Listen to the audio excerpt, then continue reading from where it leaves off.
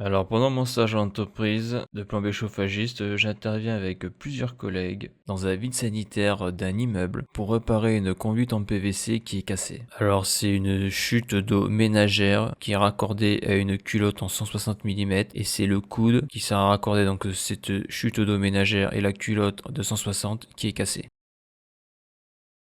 Donc ici, là où il y a ma souris, là, tu vois que tout autour du PVC, il y a de la bande grasse. Donc c'est une réparation provisoire qui a été faite parce que le PVC là a été cassé. Et donc cette chute là, donc cette colonne, eh bien toute l'eau se déversait dans le vide sanitaire. Donc lorsque l'immeuble s'est rendu compte de ça, donc souvent ils se rendent compte à cause des odeurs parce que ça pue au rez-de-chaussée, ils ont fait venir un camion pompe, ils ont tout pompé là, et un plombier est venu. Donc là je vois qu'il a mis un bout de PVC là, et il a fait une réparation provisoire, c'est-à-dire qu'il a entouré le PVC avec de la bande grasse. Donc comme on a pu le voir dans mes précédentes vidéos, la bande grasse est souvent utilisée pour réparer des conduites PVC. Donc là ici il y a plusieurs problèmes, là on va le voir après. Donc là il y a deux collègues et moi je suis à l'arrière. Donc là ils sont en train d'enlever la bande grasse parce que là ils vont remplacer cette partie là. Donc ici on la verra après sur les photos. Ici c'est une culotte en PVC de 160 mm. Donc à noter que lorsque tu interviens sur ce type de vide sanitaire là, donc il te faut des gants, ça c'est obligatoire. Il te faut aussi une combinaison blanche, c'est plus prudent. Et là où on est, il faut en plus des bottes voire des cuissardes. Donc le collègue a mis sa cuissarde parce qu'on le verra après, mais au niveau du sol il y a de la flotte partout. Donc là au début on sait pas si c'est une chute d'eau vanne ou d'eau ménagère, c'est-à-dire est-ce que dans cette canalisation là c'est la colonne des WC, donc à l'intérieur est-ce que c'est du pipi, du caca, ou si c'est les eaux ménagères, c'est-à-dire baignoire, lavabo, évier, lave-linge, etc. Donc ici là cette conduite là principale là c'est un collecteur, dedans il y a tout qui se mélange. Donc avant d'intervenir sur l'immeuble bien sûr on coupe l'arrivée d'eau générale du bâtiment. Donc le but c'est d'interdire que la personne fasse des machines à laver et de se servir des WC, même si, et ça c'est le gros problème, c'est que si c'est une colonne d'eau vanne, vu que dans le réservoir il y a 6 litres d'eau, si la personne tire à chasse d'eau, quand cette partie là va être ouverte, et bien si on fait pas attention on peut prendre l'eau de la colonne sur la gueule. Donc ça faut faire attention. Donc on va le voir après, mais ici c'est pas des eaux vannes qui coulent. Donc ça c'est un problème à gérer ça. Donc là le collègue avec son cutter il enlève la bande grasse. Donc la bande grasse il y a comme un produit comme de la paraffine, c'est collant, c'est dégueulasse à enlever. En tout cas quand c'est pas sec, il vaut mieux mettre des gants parce que enlever c'est très difficile à enlever même avec du savon. Donc on voit comment ça se présente. Donc cette partie là est cassée. Donc là on peut voir une vue un peu plus globale de la scène où se passe la réparation. Donc les deux collègues ont enlevé cette partie là il y a ma souris là. Alors un petit zoom, la partie qui était collée là à l'intérieur du coude ici là, donc c'est un coude à 45 degrés il me semble, et bien elle a été coupée à ras ici à l'acier à métaux. Donc bien sûr il reste le bout de PVC à l'intérieur qui est collé et qu'il va falloir décoller donc avec le décapeur thermique sans bousiller le coude.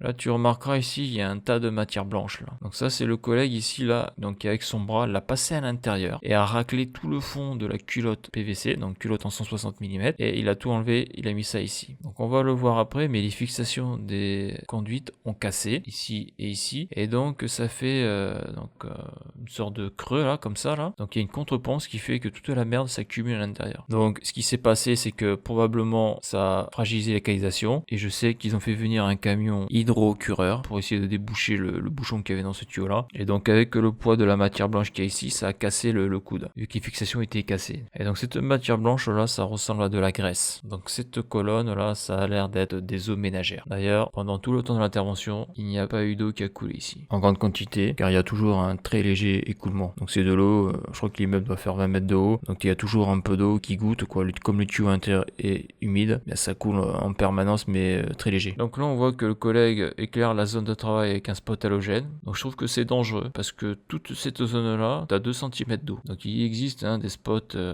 à diode sur batterie, parce que là si tu fais tomber dans l'eau, bon voilà quoi, c'est hyper dangereux. Donc pour moi ça c'est du matériel qui n'est pas adapté. Donc ce collègue là, il est en train de faire quelque chose d'assez difficile à faire, quelque chose de très sensible, c'est qu'avec son décapeur thermique là, il est en train de décoller la partie intérieure du PVC. Donc il y avait une réduction là, ils ont coupé ça à la scie et là il va décoller la partie qui est à l'intérieur de ce coude là. Le but c'est de récupérer ce coude là, parce qu'à la base ils étaient partis pour tout remplacer, c'est à dire le coude et la culotte, mais le problème c'est qu'il faut la décoller la culotte, Et vu le diamètre que c'est quand même une misère, quoi. C'est une grosse galère. Et là, on a à notre disposition qu'un seul décapeur thermique. À la limite, il en faudrait deux, quoi. Donc là, il est en train de chauffer le coude donc pour le ramollir, pour pouvoir décoller donc la partie plastique à l'intérieur. Mais le but, c'est de le chauffer sans le déchirer. Donc là, on peut voir un petit zoom sur ce coude et sur le décapeur thermique. Donc on voit qu'avec des tournevis, donc ils sont deux, un qui se met de chaque côté, ils essayent de décoller la partie intérieure dans le coude pour décoller donc la partie PVC qui reste de l'ancien manchon. Donc c'est pas facile à faire. Donc là, ils ont réussi à décoller là, le bout de PVC qu'il y avait à l'intérieur. Donc là, ils ont mis une réduction excentrique. Là, ils mettent un coup, donc ils essayent d'ajuster tout ça pour voir un petit peu ce que ça donne, parce qu'après, quand tu mets la colle,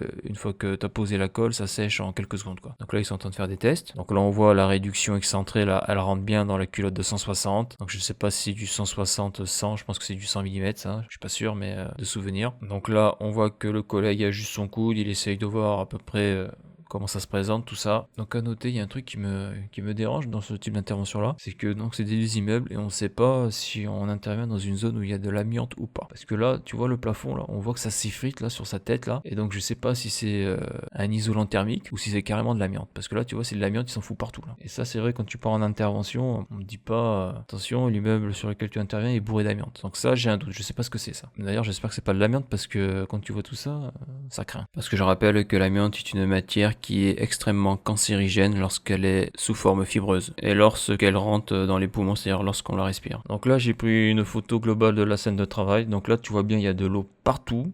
Donc c'est de la merde, quoi, ça pue, il y a une odeur d'égout. Donc moi en plus, quand je vais dans cette zone là, j'ai pas mon masque, parce qu'à la limite là il te faut un masque avec cartouche filtrante type charbon pour filtrer un peu les odeurs, parce que là vraiment c'est un boulot de bagnard là. Donc là tu vois que l'évacuation PVC là, la grosse là, 260 mm, donc là il a mis un petit tube de PVC, mais en réalité elle tient ici là sur le béton là, et on voit bien là la flèche là, alors que l'évacuation se fait donc de ce côté là. Donc là après ils vont mettre des fixations pour essayer de remonter tout ça, pour qu'il y ait une pente d'évacuation classique, pour que les fluides puissent circuler, parce que là quand t'as un truc comme ça là, après t'as toute la merde là qui se stocke ici là, et donc ça fait du poids et ça alourdit fortement la canalisation. D'ailleurs on voit la canalisation, on voit que ça repose carrément ici là, on voit que le curseur de souris là, ça repose carrément sur le mur, quoi. Ils ont fait une tranchée là et on voit que le tuyau est posé carrément sur le mur en béton, alors que théoriquement tu dois avoir des supportages pour supporter les tuyaux, alors que là c'est pas le cas. Et après on remarquera que dans ce vide sanitaire là il y a plein de sortes de toiles d'araignée, de bestioles, je sais pas ce que c'est, ces trucs blancs là. D'ailleurs j'en ai fait un petit zoom là de tous ces trucs là. Donc là ça se présente bien là, donc là il a collé la réduction, il me semble là, elle est placée, donc là il reste plus qu'à faire cette partie là.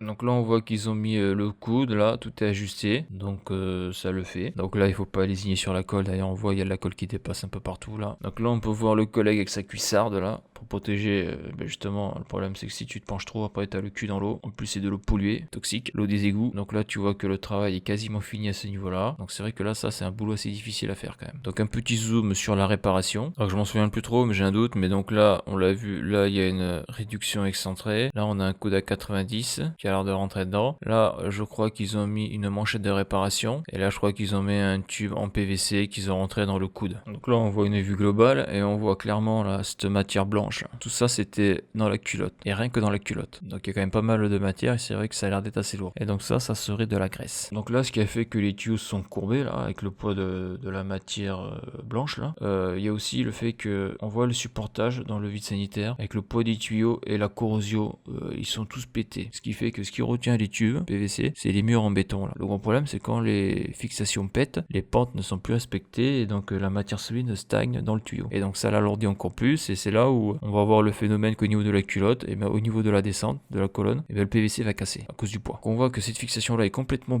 bouffée par la rouille, la corrosion, et que ça a cassé par le poids. Donc celui-là c'est pareil, on le voit ici là, ça a cassé par la corrosion et le poids des conduites. Donc les conduites reposent sur le mur en béton là, et là c'est pareil, là les fixations là, les supportages ont cassé, ont pété avec la rouille là, on le voit très bien là, et on voit que la conduite en PVC repose sur le mur en béton. Heureusement qu'il y a le mur, sinon tout serait cassé la gueule sur le sol du vide sanitaire, et là les canalisations auraient été cassées. Donc encore un autre exemple dans ce vide sanitaire là, tu vois que tout est cassé là, le supportage est cassé, le supportage est cassé ici, et ce qui retient le tuyau là, c'est les trous qu'ils ont fait dans les passages là, les murs porteurs pour passer les conduites en PVC, donc de l'immeuble, et heureusement qu'il y a ça, mais bon le problème c'est les pentes, quoi, donc ça bouche les tuyaux avec le temps. C'est pour ça que dans les vieux immeubles il y a énormément de problèmes avec les évacuations, avec les colonnes, parce que il n'y a pas de maintenance préventive dans les vides sanitaires, c'est-à-dire que c'est pas compliqué d'aller faire un tour dans le vide sanitaire, d'aller repérer tous les supportages qui sont pétés ou qui vont casser et de les refaire. Donc souvent rien n'est fait dans les vides sanitaires au niveau entretien et donc on attend que tout casse là et après c'est le gros bordel. C'est-à-dire que quand c'est bouché ici là, et bien ça va déborder dans l'appartement qui sort au rez-de-chaussée s'il y a des appartements ou au premier étage. Tout dépend comment est configuré l'immeuble. Et donc quand ça déborde chez toi, dans ta baignoire ou dans tes WC, tu imagines un peu la grosse galère. Donc ça c'est le genre d'immeuble où il faut pas acheter d'appartement. Le support est pété. Ah, on voit bien, hein. Il a baissé d'1 centimètre le truc, hein.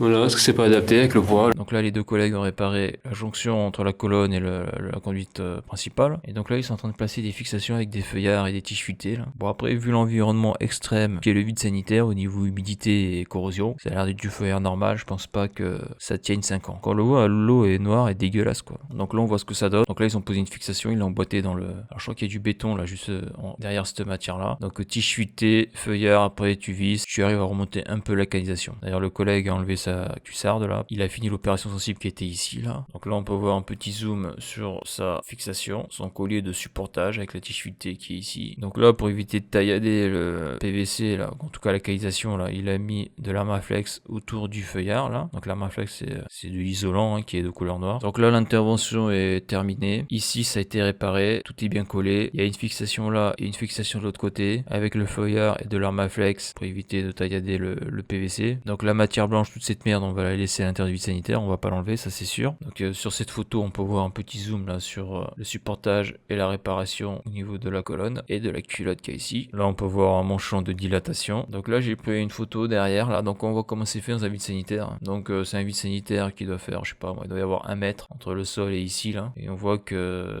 il est inondé, il y a de la flotte partout là. Il y a plein de petites toiles d'araignée, il y a plein de saloperies, je sais pas ce que c'est. En tout cas, ce n'est pas un milieu où tu as envie d'y rester. Donc là, sur cette photo, on voit bien ce qu'ils ont fait sur cette conduite. Et donc là, on voit bien que ils ont redressé le tuyau ici là, mais on voit qu'il y a quand même, en tout cas à l'œil, alors c'est peut-être l'appareil photo qui déforme, mais qu'il y a une légère, la pente, elle est pas super bien respectée quand même. Mais là, je pense que là, il y a quand même du poids là. Donc le but aussi, c'était de lever, mais sans casser à l'autre bout, tu vois. C'est vrai que c'est pas évident à faire comme travail là. Surtout le milieu, il est un peu hostile. D'ailleurs, à la fin de l'intervention, j'aurais demandé s'ils avaient des primes spéciales pour faire ce type d'intervention là, parce que à choisir entre faire du vide sanitaire, donc réparer une canalisation de ce style-là, ou aller en dépannage chez des clients, changer des mitigeurs ou déboucher un lavabo, à choisir, je vais plutôt chez le client changer le mitigeur. C'est moins crade, c'est moins risqué. Et donc, pour la réponse, je ferai une vidéo récapitulative, donc à la fin de ma série sur ma PAE, où je ferai un petit compte rendu sur ce stage d'entreprise. Et donc, comme tu peux le voir, on touche beaucoup de saloperies lorsque l'on est plombier, en tout cas lorsque l'on fait du vide sanitaire. Et même si tu as des gants, à un moment donné, si tu es amené à toucher tes outils sans gants, tu peux choper des saloperies. Et donc, quand tu es sur le terrain, donc c'est difficile quand même d'accéder à un robinet et à du savon. Donc, je me suis acheté ce type de produit là, donc gel main désinfectant. Donc, avant, je n'utilisais jamais ce type de produit là. Mais là, c'est vrai que quand tu vois ce type d'intervention là, donc tout ce qui est sanitaire, donc tout ce qui est évacuation des eaux usées, des eaux vannes, là, c'est des eaux qui vont dans les égouts, ça. Donc, c'est contaminé, c'est dégueulasse et il y a un risque biologique. Donc, après chaque intervention, un petit coup de gel main désinfectant. Alors, voilà pour cette vidéo. Si tu as aimé la vidéo, n'hésite pas à la liker et à la partager. Tu peux t'abonner à la chaîne. Tu peux aller voir les articles de mon blog qui traitent de l'électricité, du chaud et du froid. Et pour ceux qui voudraient me soutenir financièrement dans la reproduction de mes vidéos, par un don, le lien est sur la page d'accueil de la chaîne YouTube. Merci et à bientôt pour une prochaine vidéo.